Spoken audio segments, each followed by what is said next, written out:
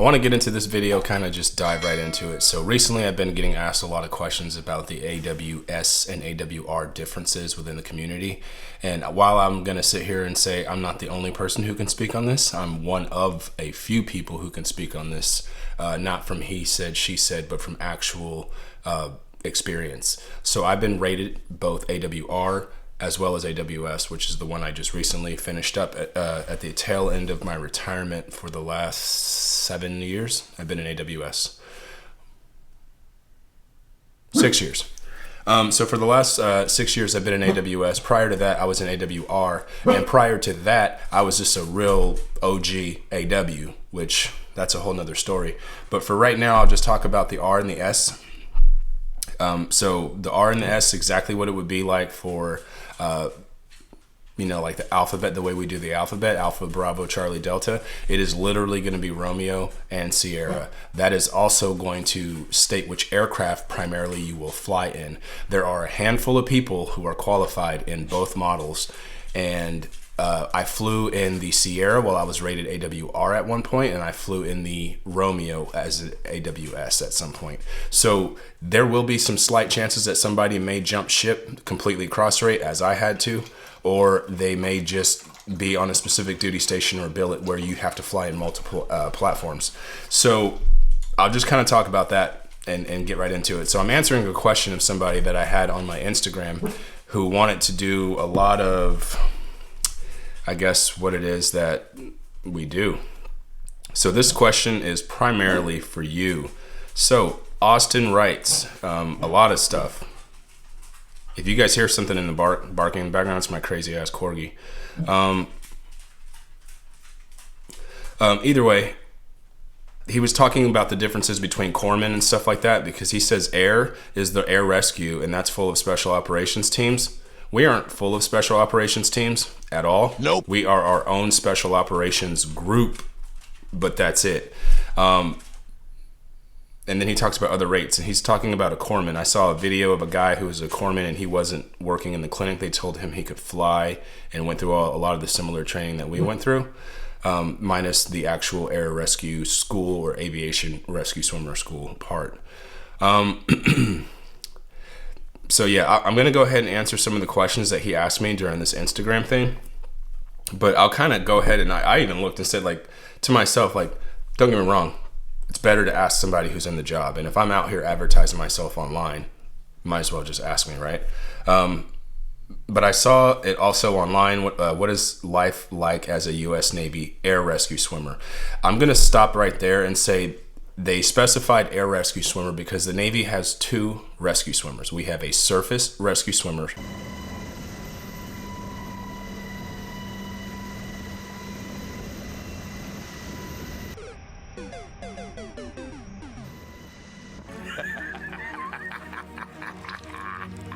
and an aviation rescue swimmer.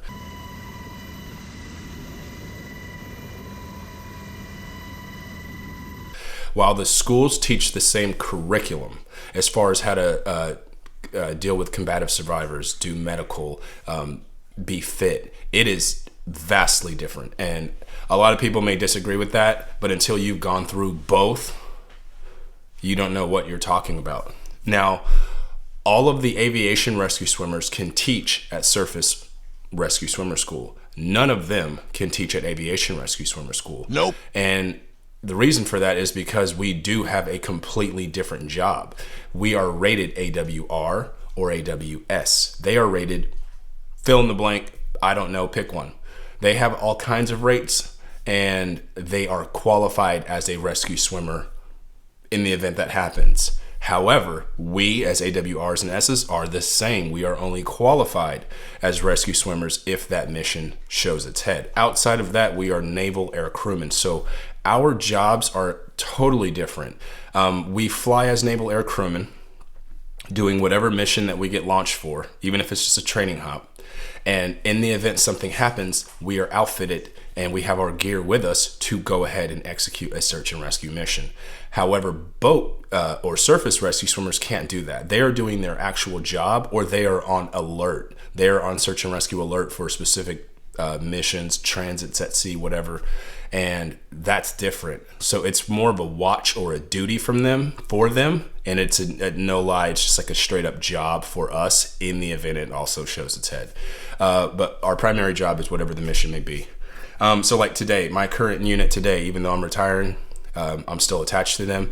They are going to be doing a whole lot of helicopter rope suspension team stuff. They're going to be doing a lot of fast roping, rappelling, day and night from the helicopter with, I think it's like SEAL Team 4. We're doing some stuff with Team 4 today. We're also doing cast ops. If you don't know what casting is, that is pretty much like casting seed or throwing something. We're going to be casting personnel out of the aircraft. So we're going to have a lot of the team guys jumping out of our helicopter, coming back up on either the sorrel, which is the spec ops recovering ladder, or the caving ladder, which is a piece of shit. It's about freaking this big. That thing will cut you up to no end as well. It's like trying to climb a wire. So either way, that's that. So like we do different things, but I want to get into the AWS and AWR a little bit specifically. That's the whole point of this video, and I'm going to talk about it. But also this, before I do that, what is life like as a Navy air rescue swimmer? So an EOD guy answers this. What? Not saying that he's wrong. An EOD guy answers this, who's been in since breakfast. He's been in for like 3 years or something like that, which is not bad. And he says, well, I trained as an EOD, so I'm not air, but I have some insight into their general lifestyle. EODs and airs undergo the first part of training together. Nope. No, we don't. Now, unless you're talking about boot camp, and you're in the 800 division where you specifically are in all of the special operations boot camp divisions, sure. We live in the water. During training and after training, airs are required to pass a regular physical test, and honestly, they undergo more missions during peacetime than EODs. Rescuing civilian hikers, swimmers, boaters, helo jumps, buddy tows, weighted treads, these are all practice on the daily. Honestly, it's a tough job, but if you're the right type of person, you'll love it. Perfect. There's some truth to that. We don't have a wartime, peacetime mission set. We just have anytime is the right time. If a helicopter can do it, we're doing it. All right. So we have so many things that we have done. If you can see an H-60 do it, or a Navy version of a Black Hawk, it can be done. The Navy will find a way for us to do it. And it's going to be like, who's going to get it? RRS. Who wants it? Both of you can get it. So yeah, I'm going to go ahead and... So I took a screenshot strictly from the Navy's website when it talks about air rescue swimmers or aviation rescue swimmer, SAR swimmer, all that crap. It's all the same thing. So like I said, I just recently retired as an AWS, so I'll talk about that. But this, dang bug, this says Naval Air Crewman Helicopter, which is true. That is the actual rating. So instead of calling me, boatswain's mate or aviation this or, intelligence specialist, you will call me Naval Air Crewman Helicopter, and then 3rd class, 2nd class, 1st class, chief, senior chief, master chief. That is the actual rating, is Naval Air Crewman Helicopter. It says AWSs operate various aircraft systems to support a range of missions, mission types, including surface warfare. Now, surface warfare is exactly what it sounds like. It's warfare on the surface of the water. Remember, we're in the Navy, so we don't do as much land warfare, although that can happen, but it's more surface warfare with ships, whether they're destroyers or something like that. A lot of them would be FACs and FIACs, fast attack craft or fast inshore attack craft, things like that. It's really small boats, something similar to like what the SWIC guys would have, little ribs. We would take those out, as well as larger, somewhat small, like larger ships. We don't have missiles to take out anything bigger than like more things like that. Search and rescue. So I don't like the way it's written. It says we operate aircraft systems to support missions, including some of these missions are ours just to begin with, but I kind of get it. It's just a play on words. So surface warfare, that is a big deal. And we actually do that as well as ours. Search and rescue, that should be pretty obvious. We do search and rescue. We do maritime search and rescue, which is primarily what we are known for. That is the water aspect. That's you see us jumping out of the aircraft. I almost said the elevator. Dang. jumping out of the aircraft with our fins on, our mask. We may be in a wetsuit, you may be in a dry suit, you may be in completely your actual flight gear, depends on what it may be, and then you just have a harness on over it, whether it be a rappel harness, whether it be our TriStar harness. I still have a lot of those things here, so if you guys actually want to see the gear that air rescue guys actually wear, I will break that out one day and kind of show you some of that.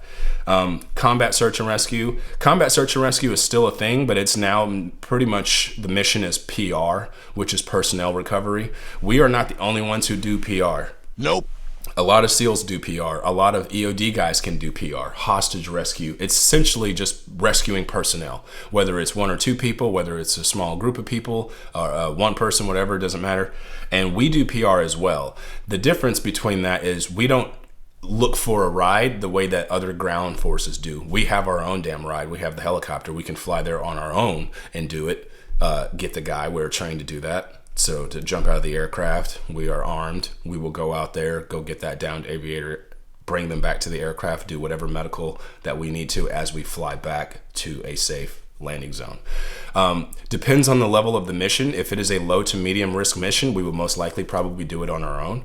If it goes from medium going into high or high itself, we are 100% probably not doing that. We will take operators with us and we will drop them off as far as we can get.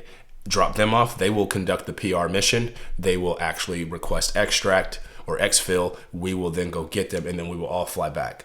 So that's that. That goes right into the next thing, which is naval special warfare. We are not naval special warfare. Nope. That is specifically more tailored to SWCC and SEAL. But at the same time, we still support those missions, and that's where that whole range of talking about missions that we support. So we support them. We have two completely separate jobs at times during the same mission. So if you guys have seen the movie Captain Phillips, those guys had the pirates take over, that whole huge freaking group. I almost called it a Group 3. For all you guys know what I'm talking about, you know what a Group 3 is. But they took over that vessel, which was just a big old cargo ship. And so we sometimes will have to board a cargo ship. We do not get out. The air guys do not get out. There is 0% chance of us being on the deck of a ship unless we are doing medical stuff for a CASEVAC, which is a casualty evacuation. One of the ground guys took a hit, took a round or explosives or something. And they are just as qualified, if not more qualified medically than we are on the ground. So we can just lower our rescue litter or something to those guys, and then they will come up on the litter itself, and then we will take custody of that individual and start to do more triage, trauma medicine or life-saving procedures. But during those missions, that's like a helicopter visit board search and seizure. So a lot of people know what a VBSS is, but they've never heard of HVBSS. Just add a helicopter into it. So a lot of times as the guys are approaching the vessel or something like that, they may infill or get on there by boat. That is sometimes their primary, based on the water, based on threats. For helicopters specifically, based on the element of surprise. Or maybe, they need a helicopter there because not only is it an HVBSS, we are also still door gunners. So Austin, I think you're asked the question about you wanted to be a window gunner. Well, we call ourselves door gunners. The actual qual is to be an aerial gunner because it's a completely different type of shooting. Shooting something on the ground is different than shooting something from an aircraft that's obviously moving or vibrating like a pissed off washing machine. So those are the type of things that we do. That's just one of many things we do for Naval Special Warfare support.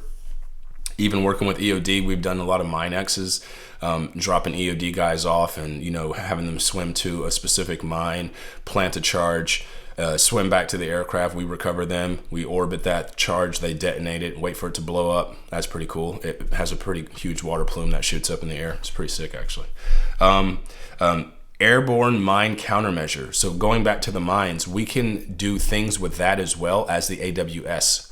I am not qualified in that. Not everybody is qualified in that. A handful of us are. I think the goal for the Navy was to move most of us to that specific spot. But as of right now, it's just like whatever. We do anti-mine countermeasure stuff, but I personally have never been qualified in that, never cared to get qualified in that, and I'm fine with that. Logistics. So this is the biggest one that we probably do. This is the daily grind. This is the mission that never ceases.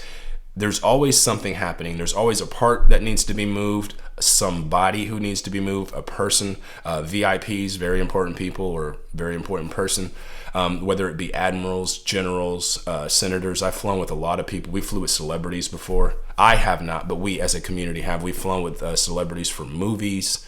And so those are all logistics missions, whether that's, we just call it PMC, passengers, mail, or cargo. If we have to move people, we have to move things, or like delivering mail, sometimes certified mail.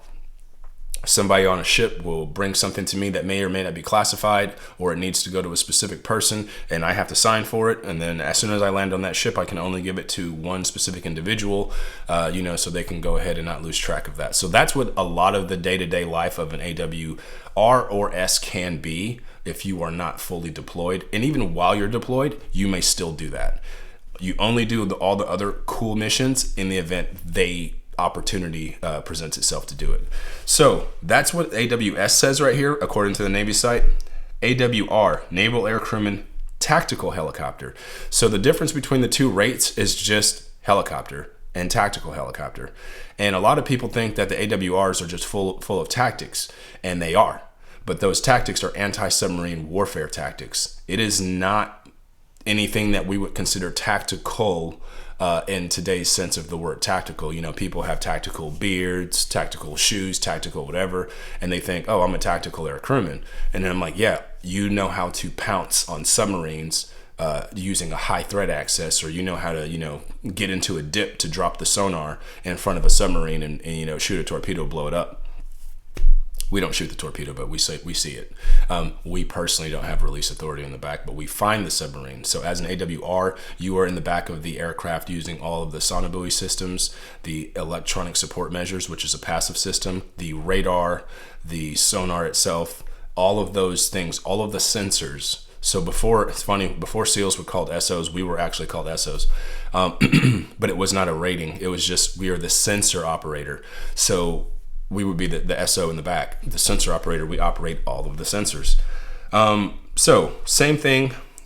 This is what the AWR says, anti-submarine warfare. As I stated, that is the primary mission of an R over an S. Everything else can be kind of divvied up between the two, but the anti-submarine warfare part is 100% an AWR mission based on our A school or our advanced technical school, where you learn how to find by looking at a chart full of like just crap that looks like the Matrix. I can look at something and say, look, this is a Type 6 nuclear submarine from Russia. This is all this other junk. And you're like, why do you know that? I don't know. Recon and intelligence. So both aircraft do this, but I'm going to kind of just read about the R. So recon and intelligence. We have a really good platform for that. We can do a lot of recon. The missions that both birds do, it's called ISR, intelligence, surveillance, and reconnaissance. So that's what it is. So obviously, the Romeo flies at a higher altitude based on its radar, so it can actually build a better surface picture than the Sierra. It has no radar, so it can't scan for anything. It can only see what other people, like the Romeo, had already put into the system. And that's how we can designate targets in the Romeo and say, hey, look, I got all these surface contacts or ground contacts or whatever it may be, and we can go ahead and either mark them as friendly, neutral, or hostile. And if I put them down into a big database or a big system, I'll just say that, I'll put them into a big system. Any aircraft in the military, Navy specific, that has that same system, they can see what I just put. So think of it as Xbox Live or PlayStation Network. If I say, hey, look, that guy is marked. Well, everybody can see that guy's marked because we marked him in our aircraft. The Sierra cannot do, well, the Sierra can mark people, but they don't have a sensor to back it up. They may see something visually with their eyeball, even with the MTS, and then out of nowhere get the wrong contact and say, hey, that thing's hostile. You got to have a lot more than just, your eyeball. Anti-surface ship. This is the same thing as surface warfare. So the very fact that this is talking about different things, but it's talking about the same thing, makes no sense. Search and rescue. Search and rescue is going to be universal between the two. However, There is a difference between how the air rescue swimmers do search and rescue. As I stated before, the platform of the Sierra is much larger footprint for logistics type stuff. So moving passengers, mail, cargo, we can fit a lot more things into our cabin than a Romeo can, because it is primarily outfitted with anti-submarine warfare equipment. Like I said, sonobuoys and a complete full sonar. You can still do a rescue with all that crap in the back. It's just very, very tight. And it has to be like the 1 or 2 personnel that aren't doing too bad. They're not too banged up. You don't need to put them on litters and stuff like that. Although, once again, you can do it. It's just not going to be the best platform. Combat search and rescue. A lot of people will think AWRs do not do combat search and rescue. They are dead wrong.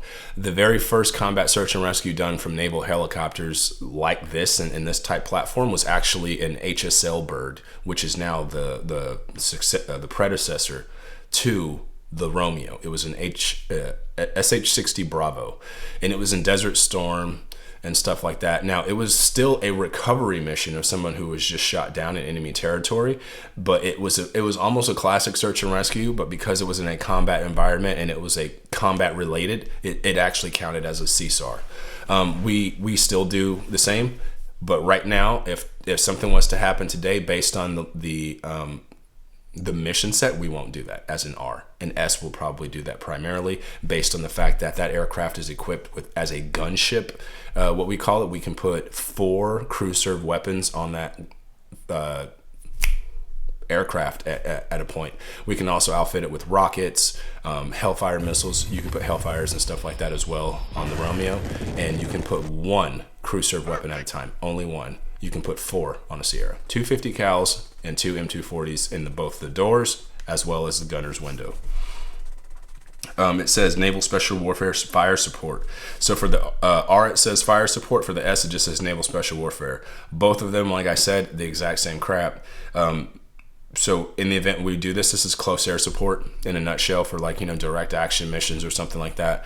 We do so many things that are not advertised, and that's fine. I'm here to pretty much shed some light on the job. I don't want a lot of exposure on the job. I just don't want bad exposure. And a lot of people think, oh, those guys don't do anything, or they don't do this, and I hear it all the time.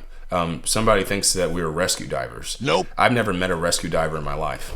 I've met rescue swimmers who are also divers, but they don't blend at all. Some other guy was talking about a whole bunch of crap. He must have been lied to, right? Because people are always talking about these videos and stuff like, hey, I heard, these dudes have to swim 50 million miles to do, like, no, we don't have to do anything like that. The training is not easy, but it is not that hard either. I'm not going to sit here and tell you it was the hardest thing in the world. You still have to have it mentally. Like, really, if you're afraid of heights, you're not going to do well. If you're afraid of flying, you're not going to do well. If you get motion sickness very easily, you're not going to do well. And if you're afraid of the damn water, you're not going to do well. I don't know if I said that or not, but we all swim. So anybody in any special operations program that I've seen for the Navy, all of it involves swimming. Every single one of us will be tested in the water. Like, we all spend a large majority of our part in the water. As stated earlier by the EOD guy who talks about us having to pass a regular physical fitness test, we have to do that twice a year minimum on paper. But that does not stop us from doing it every quarter or every few months based on, training purposes as needed. So now at any given time, like today, we're casting personnel. Like I said, we're going to be casting a bunch of SEALs out of the aircraft.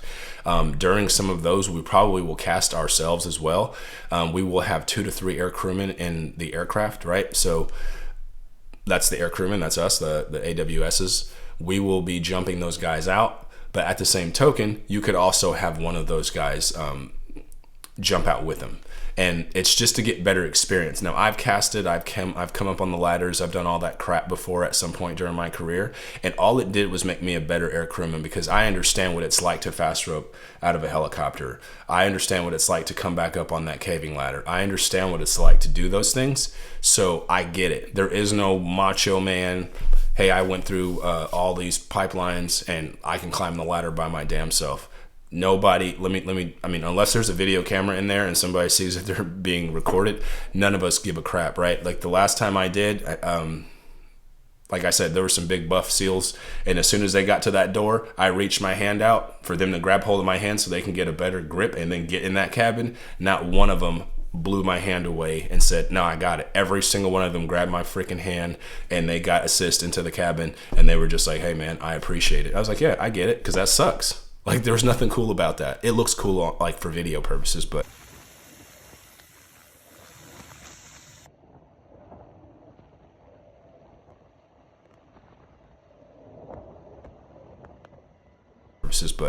it sucks. Climbing up a ladder that's swinging is not normal.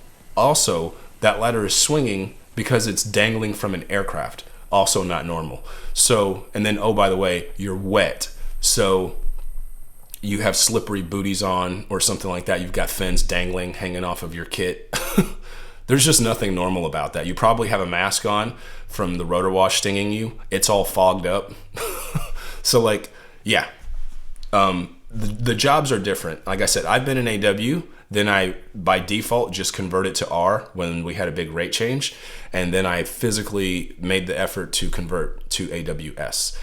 So I've flown in 4 different versions of the H-60, and I've flown in 1 version of the H-3, which is the one that rescued freaking Maverick during the original Top Gun. But the last 4 I've flown in were all H-60 variants. 2 old ones, and then 2 of the most current, which are once again the Romeo and the Sierra. Both communities right now are having top secret clearances. I think I mentioned that to Austin. I said right now R's are getting top secret clearances and S's are not. I'm wrong on that. I was just corrected with that yesterday. S's are now, at least for expeditionary command specifically, we're all getting top secret clearances based on the nature of our job, the missions we do. I think it's a long time coming. I never understood it, why we never did it, because I've been on some missions that were pretty crazy, and the mission itself became top secret, but I didn't have a top secret clearance, and I was like, okay, well that's stupid. Why don't you just give us one? And they were like, nope, because it costs a lot of money. But I guess now they finally figured it out. These guys actually need a TS, so we're getting one now.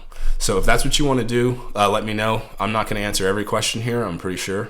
But yeah, hopefully somebody got something out of that crap.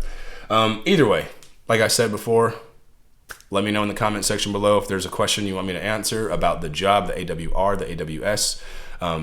Not air crewmen in general, because no air crewman knows about all air crewmen. They know about their job as an air crewman. I'm not going to tell you what AWOs do every day, AWVs, AWFs, not even a little bit. I'm not even going to tell you what AWSs do all day, because everybody's job is as different as the day is long. I have AWSs that have the same rate as me. We've been in the Navy around the same amount of time, and we've had completely different jobs.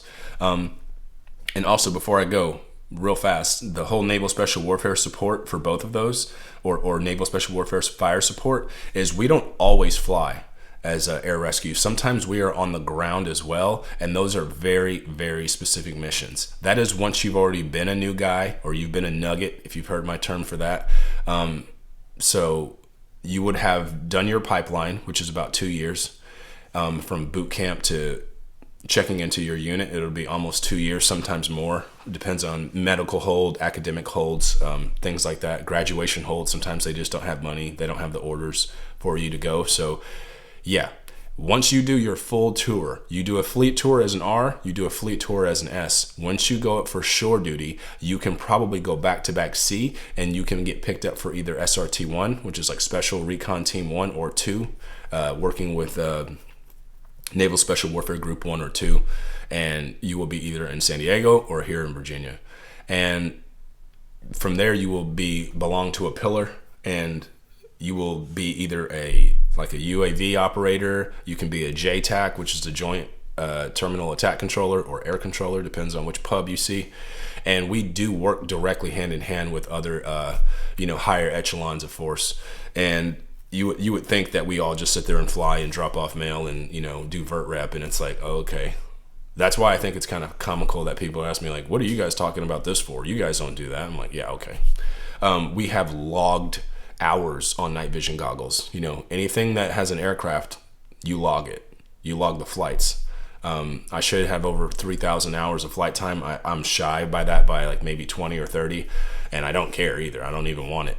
But yeah, the amount of time I have on night vision goggles is ridiculous. So when people are, I've seen some people even talking about paying for classes to get night vision and stuff taught to them. Now, I'm not going to sit here and tell you I know everything about white phos, because I don't know anything about white phos, but green phos and Gen 3s and stuff like that, and you know what it looks like under rain, dust, snow, at night on trees with moonlight, you know, completely pitch black because you're in the middle of the ocean somewhere where there is no ambient light. I can talk to you about MVGs and how they work, or something like that. But yeah, that's my video for the day. Let me know what you guys think. Once again, hit the like button if you like it. At least do me that favor, and share this if you need to for somebody who's considering joining the air rescue program, whether it's R or S. See you next time, and I'm out. Peace.